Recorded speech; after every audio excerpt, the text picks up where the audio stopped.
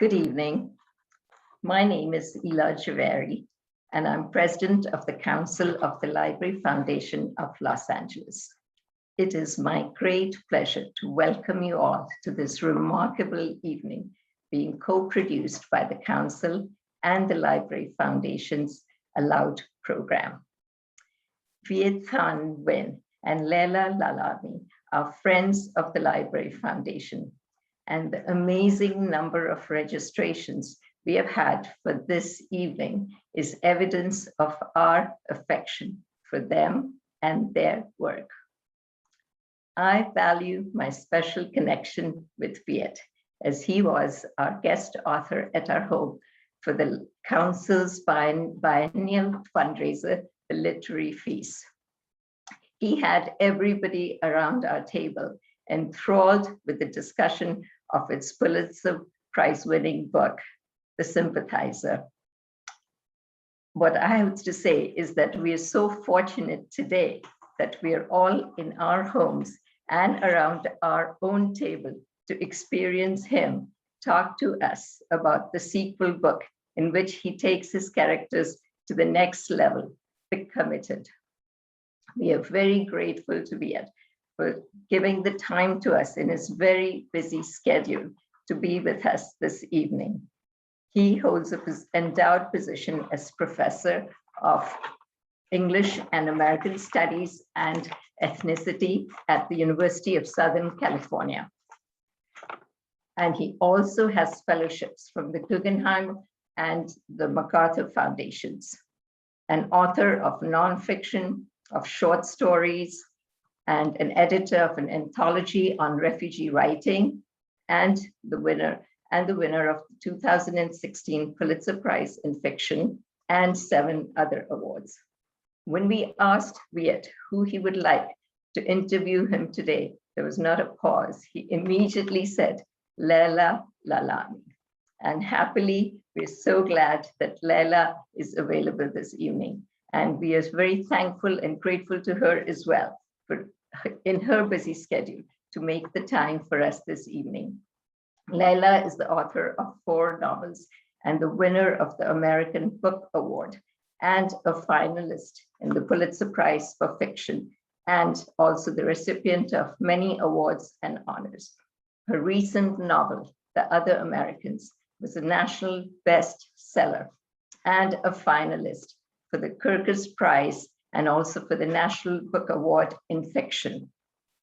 We could not have imagined a better partner this evening to have to discuss with Viet. We are very honored to have the 2 of you with us this evening, and everyone is so looking forward to this conversation. Welcome, Viet Thanh Nguyen, and welcome, Laila Lalami. Thank you so much for that introduction, Ila. It's always such a pleasure to see you. And really thanks for all your support for the library. Hi, Laila. Hi, Viet. Good evening, everybody. My name is Laila Lalami, and it is my distinct pleasure to be in conversation with Viet Thanh Nguyen about his new novel, The Committed. We'll be talking for about 35 minutes, and then we will open it up for your questions. At any time during the program, you can type your question into the question box, and one of the moderators will select a few for Viet to answer. And of course, please support this program and the author by ordering his book from your favorite independent bookstore. So Viet, how are you? I think you were telling me when we were in the green room that this is your 3rd event for the day. Yeah, I've been everywhere all over the country today. Never left Pasadena from this chair, so that's our new reality. But it's a pleasure to be here talking with you. I always think of you as one of my best interlocutors because we share the same concerns. How sweet of you. Are you almost done with your tour for The Committed? I don't think so. It's sort of lost time. It's like it's so many things are happening. I'm also teaching at the same time, by the way, and that's its own level of weirdness. Trying to teach 100 undergraduates purely through Zoom. So I know it's a little strange. Were you teaching today? Yes, I taught too. So I did the 3 events and I taught in the middle of it. But I'm still fresh for you. That's good.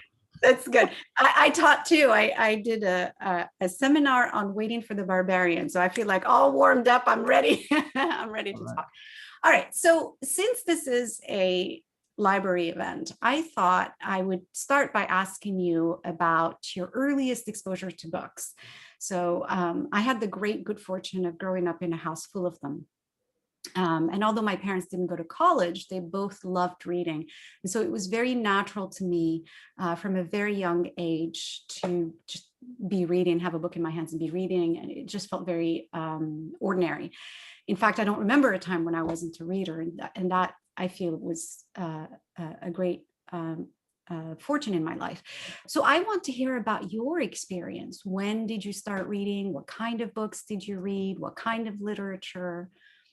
I'm so envious of you because I grew up in a household with one bookshelf and no books. I mean, there was a bookshelf and there were no books on the bookshelf. You know, I mean, my parents were very hardworking people, but I don't think literature was just on their horizon at all. And, you know, the thing I never figured out is they're also devoutly Catholic, but we didn't even have a Bible in the house. So there wasn't even that much. So I turned to the library for books. And from very, very early on, after coming to the United States as a refugee at 4 years of age, some of my earliest memories are from a public library.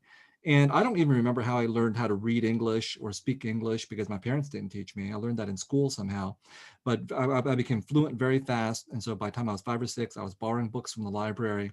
And that became my second home because my parents were refugees. They were understandably just working hard all the time. They didn't have any time to spend with me. So to get away from that loneliness, you know, I went to the library and I borrowed a backpack full of books every week and brought it home and read them all by the next weekend. Right. And you know, I could walk to the library or take the bus. I was given free range to do anything I wanted in the San Jose Public Library. And the wonderful thing about the library, the books are free. So I read all the, you know, things that you would expect to read, from, you know, Curious George to Tintin. And then because there were no boundaries in the library, I could just go anywhere I wanted. So I went to the young adult section. I went to the adult section. I read things I should not have read. You know, some things I should have read. You know, I read All Quiet on the Western Front in the 6th grade. I read Philip Roth's Portnoy's Complaint when I was like 12 or 13, maybe too young to really understand. I was going to say, and yes, readers of the Sympathizer will catch that reference. Oh boy, like the only thing I remembered from Portnoy's Complaint, for those of you who have never read it, is when Alex Portnoy, this very hormonal adolescent, let's say, can't control himself. So he masturbates with everything, including a slab of liver from the family fridge that he masturbates into and then puts it back into the fridge for the family dinner later that night. And as a teenager or early teenager, I was like, what is going on here? And I never forgot this incredible moment in literature that I would then later put into the Sympathizer with a culturally appropriate item of food that, you know, because, you know, we wouldn't have a slab of liver in a Vietnamese village, we'd have something else. So that's, you have to read the book to know what this is. And honestly, you know, thank God for the public library. Thank God for the First Amendment, that I also encountered all kinds of things I should not have read, from very serious literature like Larry Heinemann's Close Quarters, which deeply disturbed me. I've written about it. A novel about the Vietnam War that showed how brutal and ugly that war was, from the violence to the raping and all that kind of stuff, which, you know, scarred me as a kid. But then as a writer, you know, I realized, you know, that's what writers should do. You know, we shouldn't be pulling back. We should show things in all their brutal honesty, from masturbation to murder, you know. And I read things that I should not have read, like, you know, the public library, for whatever reason, had softcore pornogaphy. I'm like, wow, this is a full service organization. Yeah, full time. This is before the age when you had the internet, so you could access it this way. This is the age when, if you're a hoarding adolescent, I don't know if you went through this experience, but you know, TVs, cable, if you didn't pay for it and you turned it on and you wanted to get the softcore porn channels, all you get was static and then an occasional image. So anyway, that was my mindset. And I know that half the audience is like, oh my God, this is disgusting. And, you know, but the thing is that as a writer, I think you have to be exposed to all these kinds of things. And the library provides that, for better and for worse. Like, I would be terrified right now if my precocious son was going to the library and reading these things. He's 7 years old. In fact, he came into my office the other day. He likes to hang out here and bother me. He picked up The Committed right here, and he opened it and he started reading it. And the first page that he falls onto is a page of like incredible brutal violence. And he's like, what's happening here? But I think that this is the power of literature that we can't contain. And to me, there's an analogy for parenting here, that we can only do so much to protect our kids. Right. My parents could only do so much to protect me.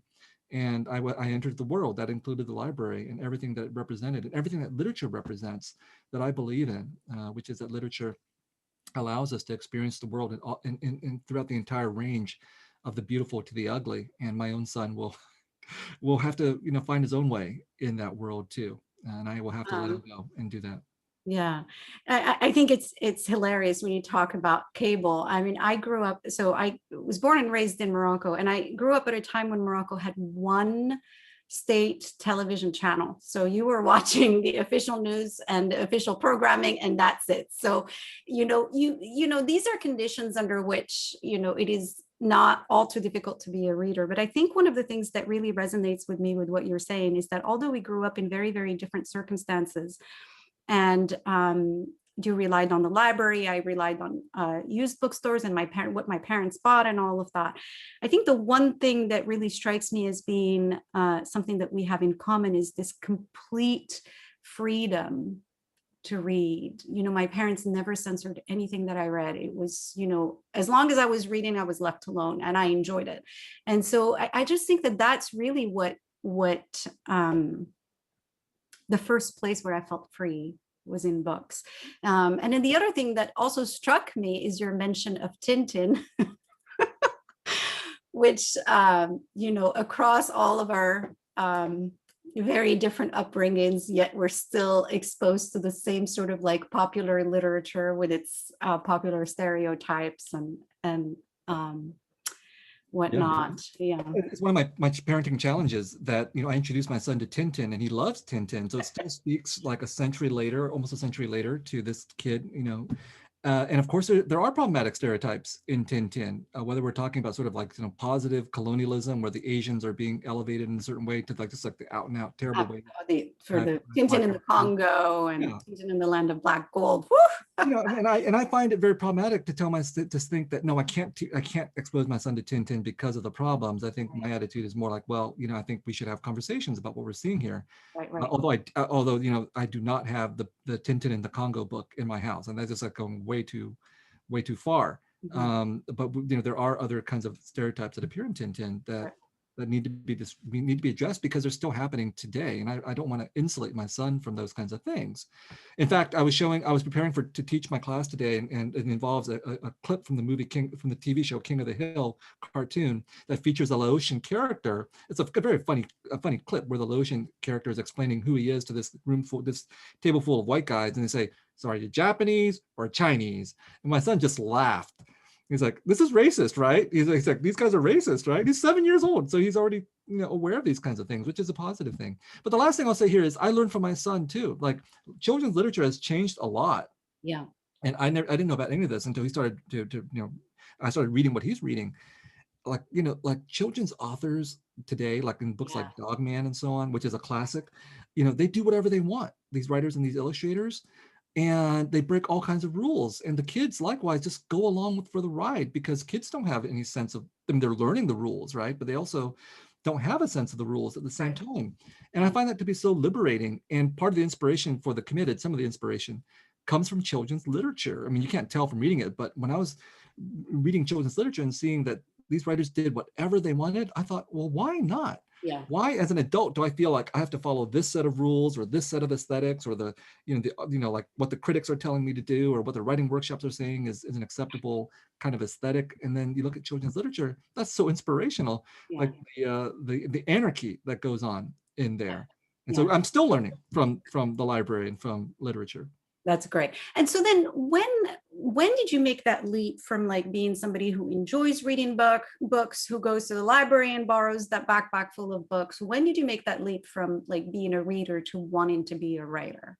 Well, in fact, also related to the library, when I was in the third grade, so when I was 7 or 8, my public school, said, okay, all you kids go, and we're going to do a project here, and you can draw and write your own book, and you can also do the cover and bind them as well. So I did that. I did a book called Lester the Cat, and it's, what are you laughing about? I think it's a great title. Why Lester? Why a cat? I have no idea. I didn't have any pets. Okay. Yeah, it's about an urban cat named Lester who's like, okay, so this tells you something about my mindset. He's stricken with ennui. He's bored of urban living. Already? Henri, your first. So the classic narrative move, very archetypal. He flees the city to the country and finds love with a country cat. And I think it was heterosexual. I think that homosexuality wouldn't go too far for me at that point. But so anyway. So adventurous, but not too adventurous. Exactly. And the public library gives my book an award. I mean, there's an actual ceremony and all that kind of thing. And it's not like I'm the only one. There's like dozens of kids who get these awards, you know. So one of the poignant moments about this is my parents are so busy working, they don't have time to take me to the ceremony. So my school's librarian, bless her heart, I don't remember her name. I still see her face. You know, she came by, she drove down to my house, picked me up, took me to the San Jose Public Library, fed me lunch at this hotel across the street, which I thought was the fanciest thing in the world, and then allowed me to get my prize from the San Jose Public Library. So librarians, I owe you. And then this award from the public library set me on the road. It set me on the road to 40 years of misery, because no one tells the kid what writing really involves. You know, no one tells them, okay, you're looking forward to a lifetime of drug addiction and alcoholism and tearing your heart out, you know, all this kind of stuff. No, give them a prize when they're 8 years old and then see what. Lure them. Yeah, so I love public libraries, and that's exactly what they're supposed to encourage: a love of literature and, you know, seducing innocent people into this business called writing. Wow. I swear we did not plan this whole, you know, this conversation about libraries and the importance of libraries, but I'm glad it turned out that way, and because everybody should be supporting their libraries. Okay, so we're going to be talking about The Committed. And this is a sequel to this other book, The Sympathizer, but I hasten to add for our audience that you don't need to have read The Sympathizer in order to enjoy The Committed. Viet will bring you up to speed very quickly on the main characters in the first part of the book. So The Committed is about two characters, the narrator, AKA the man of two faces, AKA the man of two minds, who's a half Vietnamese, half French spy, and the man whom he calls his childhood friend and blood brother, Bon. So together, they've managed to survive a North Vietnamese re-education camp, a refugee camp, and they have landed in Paris, the City of Lights. And the action takes place in the 1980s, which is an interesting time in France's history. François Mitterrand is president, as he will be between 1981 and I think like 1995. So it's long, 15 years. The country is facing an economic crisis in the 80s, and not coincidentally, there are complaints about les immigrés, who as often as not are in fact citizens rather than immigrants. And it is into this environment that our two refugees arrive and immediately set about becoming Parisians, so to speak. So tell me about the joys of writing this book. What was fun about it for you? What kept you going during the writing? Well, that's a very momentous moment in French life, because this is the time when the French go from having 4 weeks of paid vacation to 5 weeks of paid vacation. Wow, such difficulty. Suffering. Suffering. I mean, the 6th week of paid vacation is going to take a little bit more time to get to that moment. I think it's fun because, as I've said over and over again, I am a mentally colonized person. So I just admit it. I come from Vietnam. My parents actually were born under French colonization. My 86-year-old father still sings songs that he remembers from his French education. Wow. And I go, weak in the knees when I hear French, or when anything related to France. And so I wanted to sort of be able to interrogate my own mental colonization. But I wanted to write a novel that would pull the plug on the City of Light, because this is not a novel that is, the tourist version of Paris, Eiffel Tower, the Seine, all that kind of stuff. Right. This is a novel that's set in the immigrant quarters of Paris, as you said, and in quote unquote the grittier part of Paris, but also I think a really, really interesting parts of Paris. It's the parts that I like to hang out in when I go there. And when the narrator steps off the airplane at Charles de Gaulle Airport in 1982, he says, "Hey, this airport is named after Charles de Gaulle, one of the greatest of great Frenchmen in recent memory, the man who liberated the French from the Nazis, even as he continued to enslave us Vietnamese." And he says, this is a contradiction, right? And contradiction is the perpetual body odor of humanity. So that's the mood of the novel, that it wants to interrogate these hypocrisies and these absurdities, which are part of French culture, but really a part of every culture. The Americans got their turn in the Sympathizer, and after that I said, who else can I offend? Obviously the French, because my narrator is part French and part Vietnamese. And so he's going to pursue this, this satire and so on. But of course, underneath the satire and the humor, hopefully if you find it funny, there's also some tragedy that is taking place, because the novel is investigating French colonization and its aftermath. A lot of terrible things happened. And the French, what I was thinking about was, look, when in the Sympathizer, everybody knows about the Vietnam War because the Americans recorded it all in full color, whether we're talking about the news journalists or whether we're talking about Hollywood in the years after the war. Right. So ironically, the Americans recorded their own atrocities. And so we have this sense that we think we know something about the Vietnam War. Now, French colonization, all we have are these black and white photographs with the French people in white linen suits and their Vietnamese servants. And so maybe we come away with that, with sort of this romantic idea of French colonization. And the French got away with it, because now you can go dine at restaurants called Le Colonial and pretend that you're on a rubber plantation, and how wonderful that must be, eating Vietnamese food on a French rubber plantation, when in fact the Vietnamese who rebelled against the French said, we're slaves. I mean, that's the term that they use. This is enslavement. And that's why we're revolting against the French. Mm-hmm. So that's what The Committed is really dealing with. I mean, the present is set in this crime and gangsters narrative in 1982 Paris, but the backdrop is this history of French colonization of Indochina that the French have pretty much, I think, totally forgotten about. Yeah, no, for sure. It's interesting. I hadn't thought about this idea of the documentation of war and colonialism as it is happening, and the comparison between the Vietnamese experience, say, and something like the Algerian experience. Because when did the French arrive in Vietnam? In the late 19th century, right? The mid 19th century, they fully successfully colonized by 1887, I think. Yeah, and then they left though before I think, was it 1954? I want to say. 54, yeah. I mean, oh, good, I remember. Right on time, right? So pass the quiz. No, I was going to say I taught the Quiet American, so I know. That's interesting. So, because in Algeria, it would, there's that whole period of time between, say, 1954 and 1962, when there's plenty of photography and there's moving pictures and there's a lot of documentation. And that's what enables a film like The Battle of Algiers to be made in, not long after that war, to be made and produced. But it's interesting to me that they have this very different memory of what their presence in Vietnam was like. I hadn't thought about that, about like the difference in documentation. Now, what about sort of the challenges of writing this book, which is set in a country that you've only visited as a tourist? What are some of the challenges that you encounter as you wrote it? Oh yeah, I mean, the major difference, one of the major differences is that in writing The Sympathizer as an American, I think I completely understand, what's going through American minds and what that war was about. Here in the French context, I'm an outsider to it, and so the way that I constructed the novel was to reflect that, and I positioned my sympathizer in this novel as someone who has been educated in the French system in Vietnam, but he's never been to France. He hasn't spoken French in 15 or 20 years. And so he's an outsider. So if there are any mistakes that happen in this book, it's not my fault. It's his fault, because he's in the world as an immigrant, all right?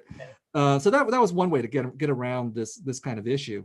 And the other way of getting around this issue is that, hopefully there's enough details in the novel to evoke Paris for readers. And then I think many people have some image of Paris and they just fill in the blanks. but I deliberately made it sort of, there's a slight layer of gauze over the depiction of the city, because I'm not constantly saying they're on this street, they're on that street, it's this cafe or that cafe. There's a very sparing use of that. So it's a little bit different level of detail in this novel versus the other. And then the other issue was again, like the very different world that we have here in Paris and in France versus what we have in the United States. I'll bring up one, example, and you already sort of alluded to that with the Algerian War, that the Vietnamese in Paris are a very small population. I went to Paris. I mean, I've been to Paris before, but for this novel, I went a couple of times, talked to as many French people of Vietnamese descent as I could. And one of the things they brought up, compared to Vietnamese Americans, is there aren't that many of us here. So it's harder for us to do the Vietnamese American thing here. Plus there's all this French pressure to assimilate and just be completely French and all of that. And so that's a very different experience there. And he's moving in the world of the French of Vietnamese descent. And then he encounters, because he becomes a drug dealer, he makes these very smart choices, becomes a drug dealer. And his gang go into conflict with a rival gang of Algerian drug dealers. And so that was challenging, because that dynamic is it's not completely different, but it is different in some ways than what I'm used to in the United States. I had to worry about whether I was going to do a disservice to the French of Algerian descent by depicting them as gangsters. So I had to worry about these kinds of issues. So it's but I felt like I had to do it, because one of the things that I wanted to talk about in this novel, and I think that has some relevance to what we're dealing with in the United States, is that I wanted to show how, as an outcome of colonization, people don't become better people necessarily, and so just because there are Vietnamese people and Algerian people in Paris who have both been colonized by the French, doesn't mean that they're going to become friends and allies. And in fact, that's what the issue of the gang war is about. It's like, hey, oftentimes people who've been colonized turn against each other. Yeah. And I think that has a lot of resonance with what we're experiencing in the United States today, that colonialism divides and conquers. Well, racism divides and conquers here in the United States as well. Right. Yeah. And I mean, they're fighting over their territory, they're fighting over survival. And so in the narrator, which I think I mentioned, is a communist spy whose cover was never blown, and his friend Bon has lost his loved ones to communists, so he hates communists, and so the narrator has to keep pretending that he shares these feelings, and so that his cover is maintained. So in this book, as in all of your fiction, there's just a deep preoccupation with belonging and betrayal, whether it is to or of a nation, a community, a family. And I'm just wondering, do you think that belonging can ever be settled? Well, that's a hard one. Okay, so I would like to say no, never. But I'm speaking to you, and here's my little bit of personal history, right? In my entire life, I felt unsettled. I felt like always out of place. Yeah. Ever since I was growing up. When I was little, in my parents' Vietnamese household, I felt like an American spying on them. And then when I stepped out, I felt like I was a Vietnamese person spying on Americans. And that sense of being ill at ease has filtered into every aspect of my life. Among writers, I feel like I'm out of place because I'm a scholar. Among scholars, I feel out of place because I'm a writer, and so on.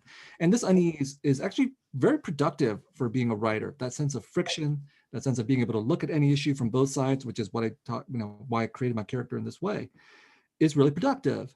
So what I'm saying is, I fetishize being out of place. And then 2 years ago, I moved to Pasadena. So that sounds like a confession the way you say it. Yeah. In 2005, I thought about moving to Pasadena. I'd been living in Silver Lake, and I went to Pasadena, and I looked around. I was like, this city is so nice.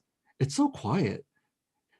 It's so boring. I can't be here. I got to go back to exciting Silver Lake. So anyway, now I'm a father. 2 years ago, went out to Pasadena again. I'm like, hey, I like it here. It's nice and quiet and boring, which is exactly what I want. So now I'm boring and I feel at home finally with my family in Pasadena. This is very weird for me. All right. apologies to all the Pasadena people listening. This is meant to be a compliment. But so so to answer your question, theoretically, I would say belonging never gets settled. And yet here it is. I'm saying to you, I feel at home. But that is against my personal circumstance, is set against this larger social circumstance that we're in of anti-Asian violence. Right. I swear to God, I go out my front door to get my garbage or whatever, bring my garbage can in, car drives by in my very nice, quiet neighborhood, and my hackles go up. I'm thinking, what if this person rolls down the window and says something to me?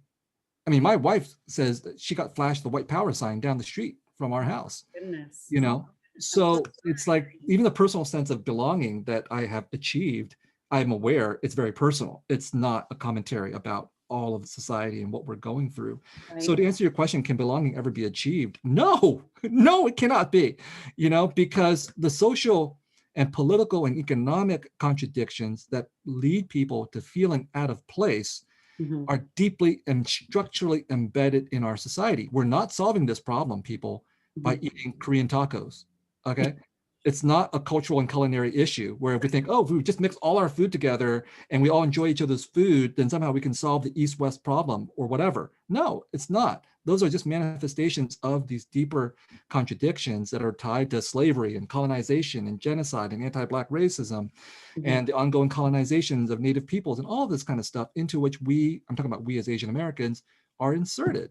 And so anti-Asian violence and this sense of our sense of belonging being ruptured is cyclical. I don't know how many Asian Americans have felt at home for the last 2 or 3 decades, but it's an illusion because that anti-Asian violence has always been there, waiting to be reawakened. And even if we solve this issue, this spate of assault that we're going through right now, we'd be delusional if we thought that somehow it would not happen again in the future under the right circumstances. Well, since we're talking about anti-Asian violence, I wanted to ask you, you're frequently asked to comment about issues like this, whether it is anti-Asian violence, whether it is the Vietnam War, how it's represented in media and film, issues of race. Do you feel, how do you fit that part of writing, like this sort of public commentary with the rest? How do you see that with the rest of your writing? Does it feel like an opportunity? Does it feel like an imposition? Does it feel, how do you feel about it? Well, the title, The Committed, one of the things that it refers to several things, but one thing it refers to is the idea of the committed writer. And as we discover in the novel, right? He's writing his confession. All right. But ever since I wanted to be a writer, not that moment when I was 8 years old doing Lester the Cat, but when I went to college and I thought, oh, maybe I should think about this seriously. I always my ideal writer was always the committed writer, the writers that I looked up to, like people I don't know, like Edward Said or James Baldwin or Toni Morrison or Frantz Fanon, who appears in this novel. This idea that the writer is engaged, both at the level of the art. So I'm committed to the art, but also committed to the political and social issues from which the art can't be extricated. The world and the text, as Edward Said said, are completely entwined with each other.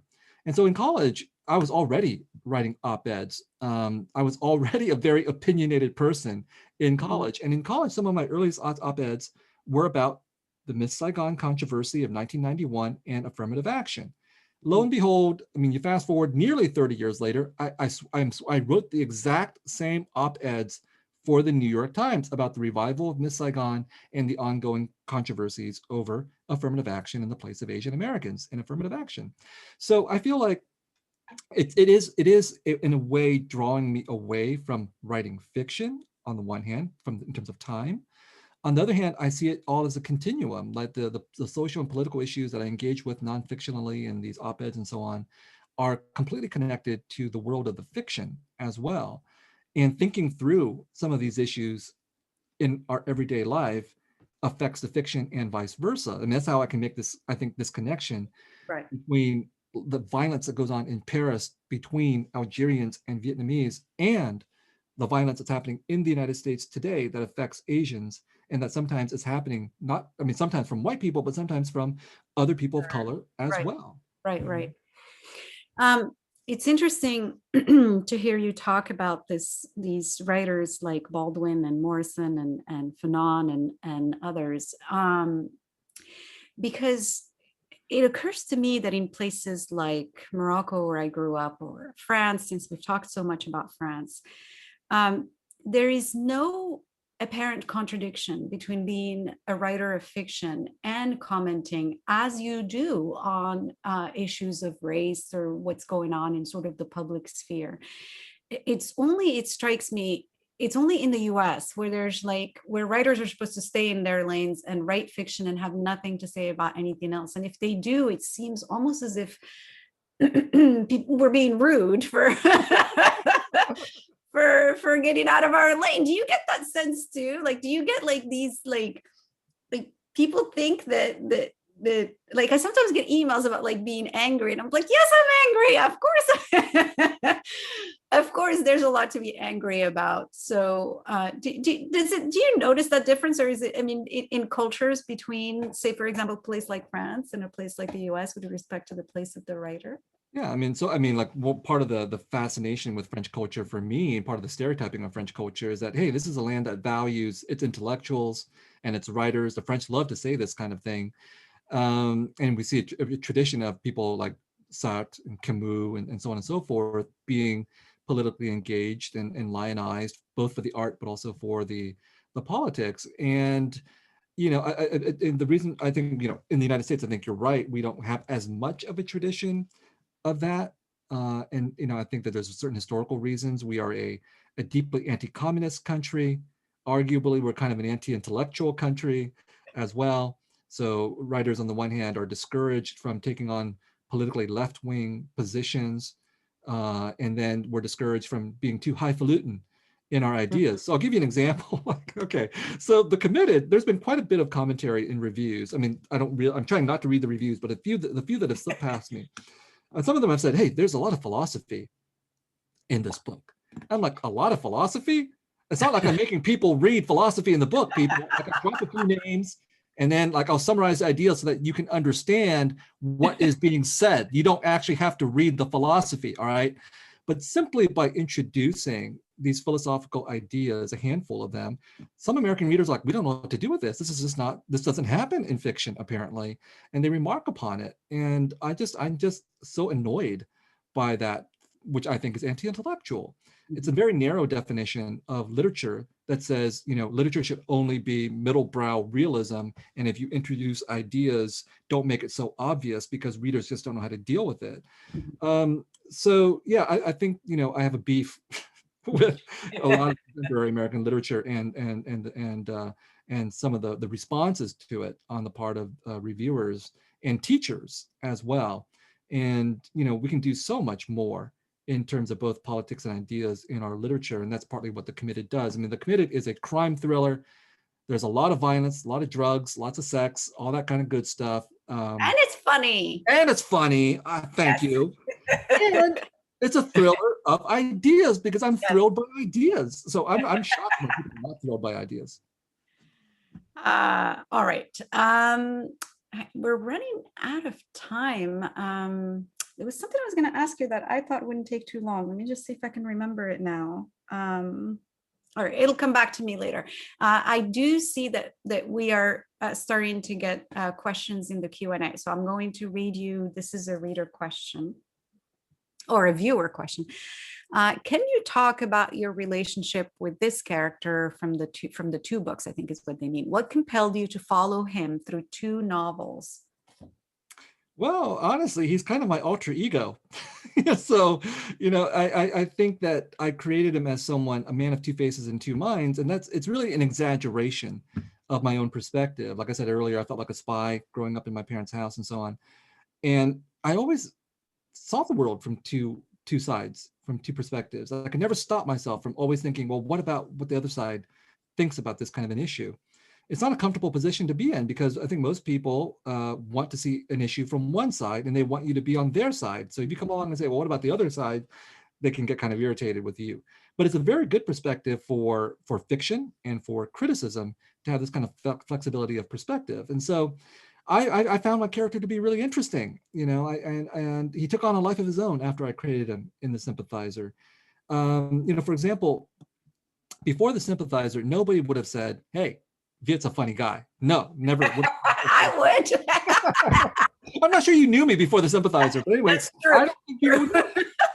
But I created a character who could be funny. He had a certain worldview. I put him in certain situations, and all of a sudden, this dude started saying funny things, and I realized that's been inside of me this entire time, but I've tamped it down.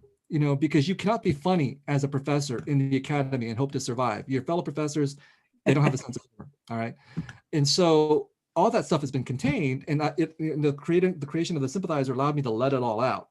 So it just felt right to continue his story, not just for crassly commercial exploitative purposes, but because there are real aesthetic and political reasons to continue his story in the sequel. Because in the Committed, one of the things I wanted to talk about was, what does a revolutionary do who still wants to pursue a revolution after his own revolution has failed him? So communism failed him in the Sympathizer, but he hasn't given up on this dream that he has, that the world can be a better place, that revolution can play some kind of purpose in it.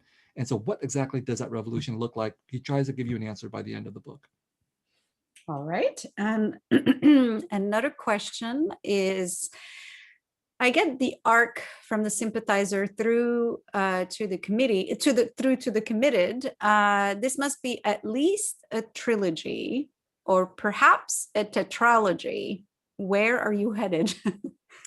Well, very perceptive question. I hope when you hit the last page of the Committed, you feel like, oh, this is an end to the novel. It feels like this is the right place to end, but also that it's an opening. I can't give anything away, but it feels to me that it's obvious something else has to happen after this last page. And yeah, it sets us up for the third part of the trilogy. No more. I think when you do series, you have to know when to end, and I think trilogy is the natural end. But he returns to Southern California in part 3 of the Sympathizer trilogy in the mid to late 1980s. And this is, I think, a rich time. This is my time when I was an adolescent, mid to late 1980s. Think about it. This is Ronald Reagan. This is Star Wars, both the movie, but also the missile, SDI, Iran-Contra. This is, when we're talking about LA, arguably the CIA importing crack cocaine into the Black community. It may be a conspiracy theory. It may have been real, but I'm going to run with it. Because it's going to allow me to continue one of the narratives from the Committed, which is that drug running is a state enterprise.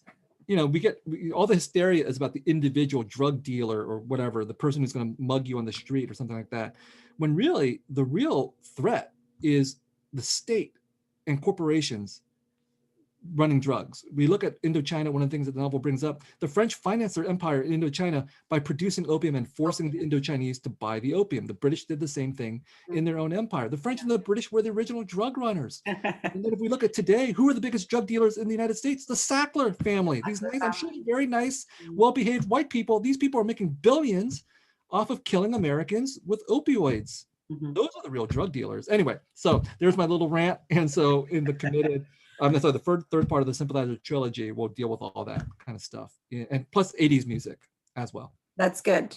All right, I'm looking forward to that. The next question is, you have just announced that the Sympathizer and the Committed will be adapted into a TV show by A24.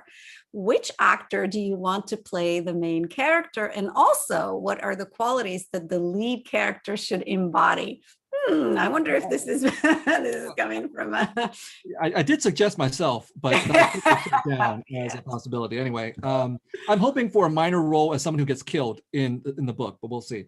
It's an option. So those of you who are familiar with Hollywood know there's a long road before anything can get actually done. But we did, as part of the option, get Park Chan-wook to sign a contract as well. And Park Chan-wook, you all should know his work. If you've seen Old Boy, for example, Old Boy is an incredible movie, big influence on the Sympathizer.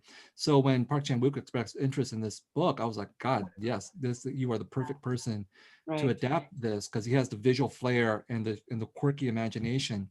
Right. And he came and we talked a couple of times, and I swear to God, he is one of the best interlocutors I've ever had on this novel. Like from a story point of view, like he was saying, why didn't you do this? And I would have done this. And I was like, You're right. Why didn't you read this manuscript before I published it? So I can put this into the novel. So we might see changes in the story because of him. But he's a fantastic visual director. I think it's a sense of the politics that are concerned.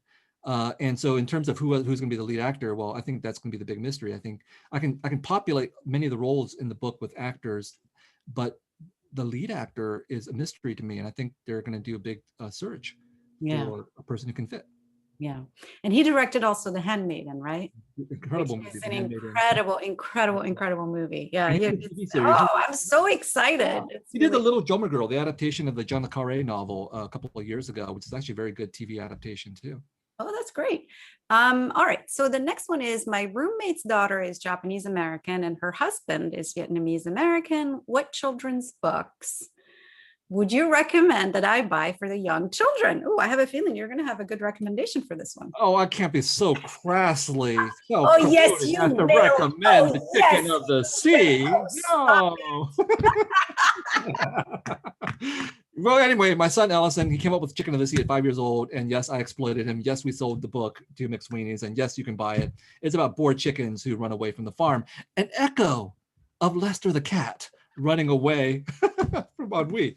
But I think that I can't think of an exact perfect combination in case you're thinking of Japanese and Vietnamese combinations, but I think that Bao Phi is a terrific children's book writer. He went from being a slam poet who you might want to like shield your kids from to writing these really moving children's books from A Different Pond, which is about the the Vietnamese refugee experience, to the next book whose title I can't recall, but it's about a daughter with two mothers.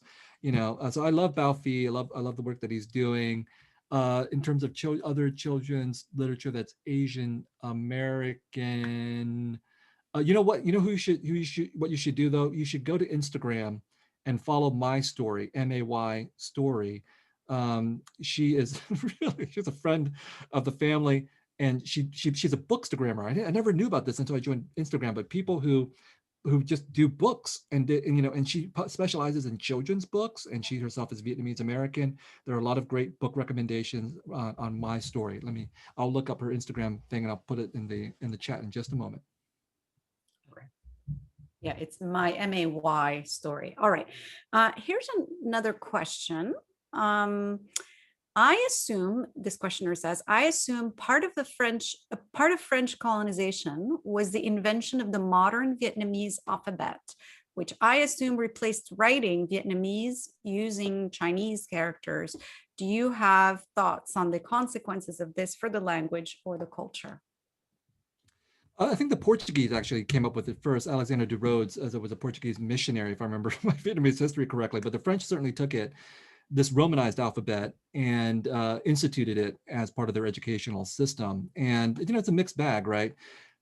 Because if we look at Indochina, which is Vietnam, Laos, and Cambodia, the French came in and they took these three countries, they chopped up Vietnam into three parts, and they put it all together as Indochina. They turned the Vietnamese into their collaborators, or maybe the Vietnamese were willing to be turned into their collaborators as well. And so the Vietnamese became part of the French bureaucracy. They helped run the French bureaucracy in these colonies. And I think part of the way that happened was because they learned French, but also because there was this whole system of the Romanized alphabet that was brought in as part of the French colonial educational system. So what can I say? I don't know. All I know is being colonized. It's the same dilemma that other colonized populations have confronted. Do I have a choice but to write in English, for example, or would I have a choice if I wrote in Vietnamese but to write in the Romanized alphabetical system? Yes, theoretically, I could go and I could learn the Neo-Chinese script that was there between Chinese rule and French rule, but who's going to read it? Who's going to read it? And so the Vietnamese had to write in this Romanized alphabetical system. That's where Vietnamese literature is today. Mm-hmm. So, and as for me, to take that question to the next step, I have to write in English. I could try to write in Vietnamese, but number one, it'd be really hard. And number two, when we look at the way the world works, one of the reasons why we read French literature and English language literature is not because French writers are just better than everybody else, or that English language writers are just better than everybody else. We read them because of imperialism, that you have to read French literature, you have to read American literature, you have to read English literature, because these people colonized the world. And so if I wrote in Vietnamese, how many people would actually read what I wrote? Very few, outside of Vietnam. But if I write in English, my books are translated into, I don't know, close to 30 languages. And that's not a function just because of my writing. It's a function of writing in English and as a part of an American publishing industry that has global reach. That's one of the ironic, tragic consequences of colonization that, you know, I'm stuck with, and that I have, that helps to define me. That makes me into, as I try to say in The Committed, a kind of a Caliban. Like I have no choice, I think, but to curse you in your own language with a trick as well. All right, so here's another question. Thank you for your emphasis on the First Amendment. How do you feel about demands for limitations on speech on social media? Demands for limitations on speech on social media. Well, I think there's a difference between official censorship, that is censorship carried out with the power of the state, and the kind of what I think the questioner is asking about, which is what we call cancellation, right? Like social media forms of discouragement of speech, which doesn't, you know, I mean, it's very powerful because it is, if you've been subjected to a social media attack, it's really kind of dispiriting. So there's a real power to it that I don't want to discount, but it's also different than official state censorship. And so I can't help but, yes, people are upset, you know, and they're using the power that they have, in this case, social media, to try to do things that have been denied to them through other channels.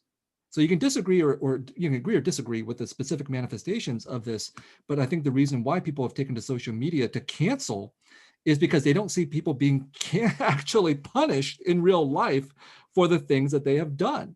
So if men, for example, are not getting fired for sexual harassment and rape and all these kinds of things, then take to social media and punish them there. And then maybe that would actually lead to real firings, which is what's taken place.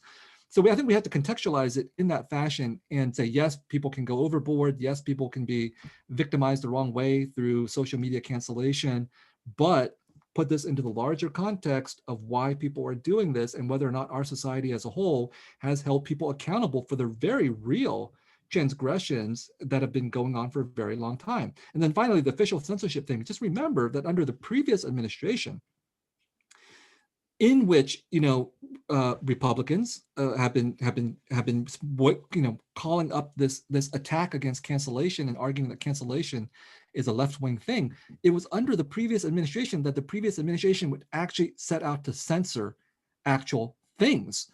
Like the Trump administration passed an executive amendment in the last few months of the administration saying that no federal agency and nobody funded by the federal government, which is a lot of institutions, can engage in diversity, equity, and inclusion education and can say things like white supremacy. I mean, that's censorship with the full force of the federal government and billions of dollars threatened to be pulled, you know, from that kind of a gesture. So we need to put all that into perspective. All right, so I think this might be our last question because we're running out of time. Oh dear, I've got several questions to pick from, but here's one about the novel. The dualities in both novels are amazing, but there is one character, Claude, who seems more singular. Am I reading this incorrectly? Well, Claude, if you remember from the Sympathizer, is a CIA agent and the mentor of our Sympathizer. And he is a part of the Central Intelligence Agency. I just want to show you one thing here very, very quickly. And that is the cover of the UK edition, right, which has a cigarette lighter, a Zippo lighter that our agent Claude has given to our Sympathizer, imprinted with the motto of the Central Intelligence Agency: fuck them before they fuck us. Now, I don't know if that's the real motto of the CIA, but it should be. And the UK publisher is brave enough to put that on the cover of their book. So Claude does seem to be the expression of a Central Intelligence Agency united in its mission. But trust me, in the third and final installment, we will see a different side of Claude. Okay, brilliant. All right, my dear, this was really lovely talking to you. I always have so much fun during our conversation. Thank you all so much for tuning in. And please, please, please support the author by ordering his book from your independent bookstore. I like the UK edition. Both of them are great. This is a great cover, so you can see the Man of Two Faces. I was so inspired that I ordered my own lighters. Are you even a smoker? Are you No, even? but I just want to flash for this sometimes, you know, and if you're a lucky person, I might give it to you. Oh, I I'm am a joking. lucky person. I was born under a very lucky. All right. Okay. Thank you all so Thank you much. so much, Laila. Thank you. Thank you. Bye, you guys. Thanks so much for tuning in. Viet and Laila, what can I say? Thank you so much for being with us. I have to say, we've had so many events, but this has to be one of the most fun events we've ever had. You've covered, both of you, so many issues, current issues, historical issues. I'm sure everyone who's been here today is going to always remember this event for a long, long time. I do encourage all of you who are here today as part of this event to please go and purchase The Committed and the other Americans. They're available at the library store, or I'm sure at your local independent bookstore. And all of you remember to register for the May 20th event. We're going to have Daniel James Brown come to talk about his new book. His other book, the previous book, won an award, Boys in the Boat. And this new book is called Facing the Mountain. It's a story about Japanese American heroes in World War II. And so please register for the event. And until next time, stay safe, stay connected, and keep reading. Goodbye.